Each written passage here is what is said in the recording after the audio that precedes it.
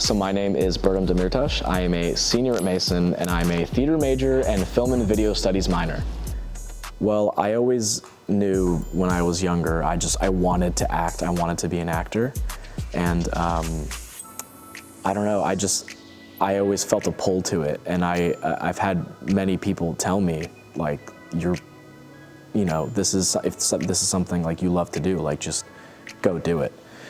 And so I just stick to it. I try to make my child self happy by going after something I've wanted to do since I was a kid.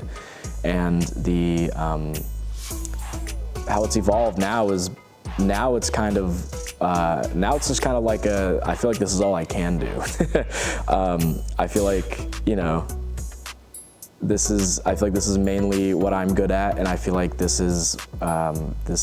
I need a job that gives me a lot of variety, and there's not many out there like theater or like acting in general, because you're constantly doing different things. I was really, indecisive about whether or not I wanted to go into theater, because obviously it's not super stable. You're not going to get like a guaranteed job or anything.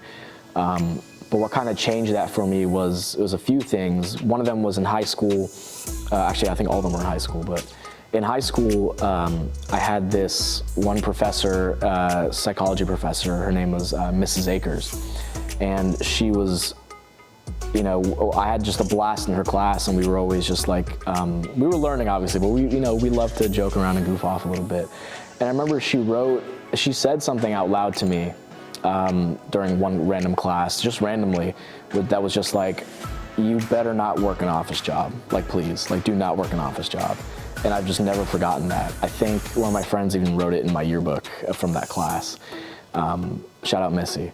And another thing that kind of changed it was we went to a VHSL competition where we were putting on a play that we wrote as a class. And I was the lead. And I remember performing it in this like smaller room. It was like, all of our set was like pushed up against the wall. It was a very small room, but there was a lot of people there watching, and it made me a little nervous, but I went up there and I did my thing.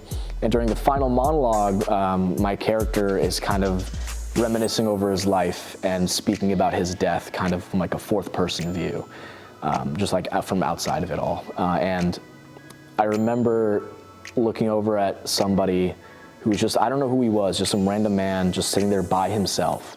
But he was like so tuned in, and he was listening to every word. And I just saw a look in his eyes that was like, I felt like I reached him. And at the end, when I finished my monologue and the show ended, he was one of the first people to stand up and clap. And he gave me, a standing ovation. I didn't know who this guy was, but like I could just tell from like the look in his eyes, like I felt like I reached him in some way. And like that moment has like forever like been like, okay, like I want to do this forever. Like that is what I want to do. And that was kind of one of the bigger moments that made me realize, hey, you know what? Screw it, I'm just gonna do it, because I want to do that again to more people.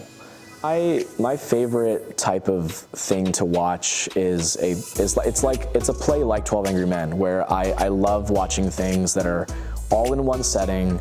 It's a group of characters you get to know, and the challenges are mental as opposed to being physical. Even if they are expressed in a physical manner, I love just watching the overcoming of someone's mental state, of any mental obstacles that they have. That's my favorite, I think, type of thing to watch, is just a real character piece. All right. Thank you.